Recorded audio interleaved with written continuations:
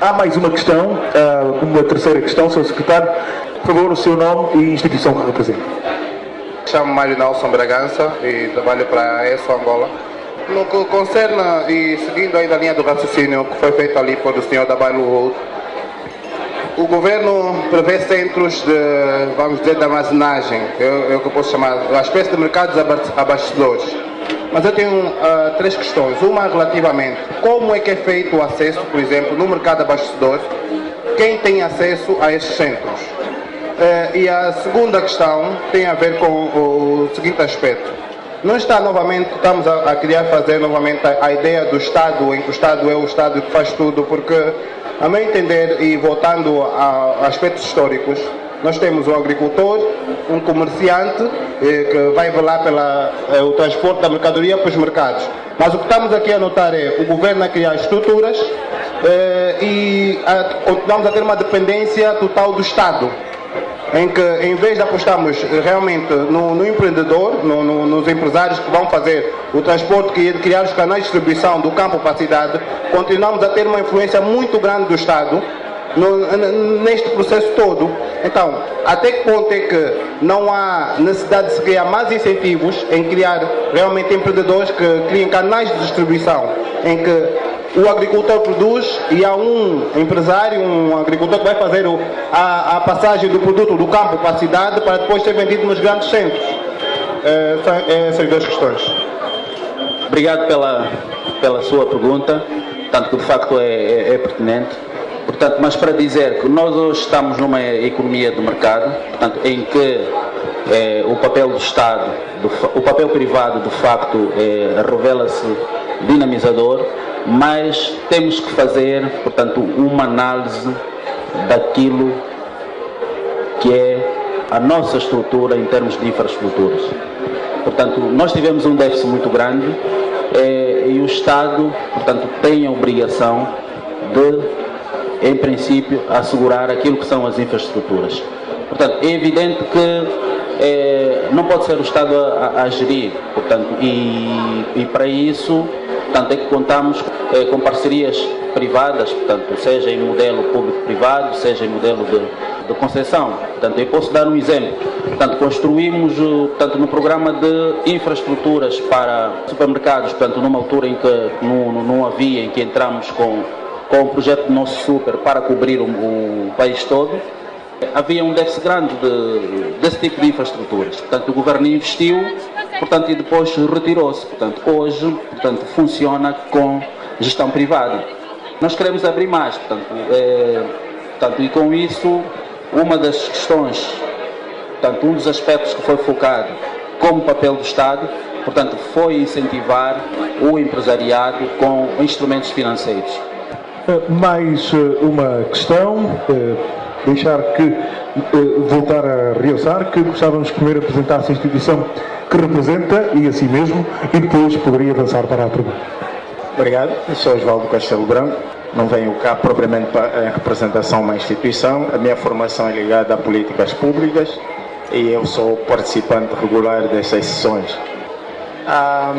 Depois da apresentação do Sr. Secretário de Estado, reparei que alguns dos pilares deste programa, deste documento master, podemos assim dizer, fala no controlo da qualidade dos produtos, na inspeção e na defesa do consumidor. Gostaria que o Sr. Secretário de Estado detalhasse um pouco mais de que forma é que esse programa está a concretizar esses pilares. Outra preocupação é referente a essa infraestrutura de logística que está a ser instalada. Temos frequentemente nos deparado com situações concretas e mais recentemente no Kwanza Sul, em que os centros de logística não estão capacitados para a demanda. Percebi-me também em vários debates públicos que existiram nos órgãos de comunicação que me parece que não se está a concretizar o que o documento propõe da participação de todos os operadores, mormente as cooperativas, etc., Porque nos parece, pelo menos o que publicamente está a transparecer, é que há vários desencontros e, por consequência, não se está a concretizar devidamente aquilo que está programado. Gostaria que o Sr. Secretário de Estado nos pudesse esclarecer um pouco melhor o que é que se passa de facto. Obrigado. Em relação ao controle de qualidade, portanto, como eu fiz referência, criamos centros de logística de distribuição, portanto, que isso envolve centros de calibragem, portanto, para dar tratamento àquilo que são os produtos que vêm do campo e, efetivamente, então, melhorar a qualidade deles, portanto, assegurando, portanto, questões higiênicas. Portanto, em relação à questão do atendimento às agromercas, o programa está a funcionar.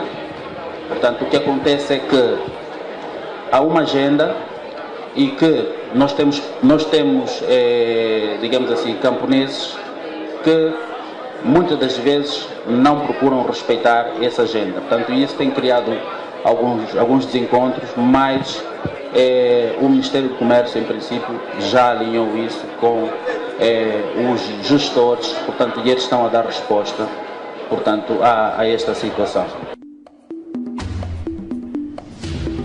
E assim foi o período de perguntas e respostas do First Friday Club com o Secretário de Estado do Comércio durante a segunda edição do First Friday Club. E no evento foi lançado o livro do economista João Chipep, intitulado Pensar Angola Agora. O quadro da Sonangol explica já a seguir as motivações que o levaram a escrever o livro.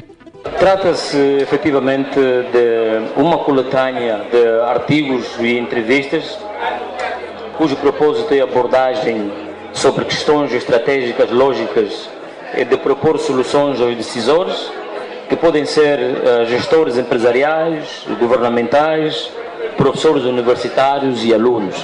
Tratando-se de um trabalho meramente descritivo, não houve da minha parte o desejo de fazer literatura, mas sim de dar ao leitor, em linguagem simples e clara, uma visão real dos mais variados assuntos da vida no mais amplo sentido da sociedade. Visa igualmente capitalizar como instrumento facilitador para a geração e dinamização da mobilidade da força econômica e social. Faço referência neste livro a uma passagem do lendário presidente Nelson Mandela. A educação é a arma mais poderosa que você pode usar para mudar o mundo. Porém, convém igualmente referir que os atos desaparecem, as palavras voam e as escritas permanecem. Finalmente, gostaria de declarar que sou apenas um ensaísta e não um verdadeiro escritor.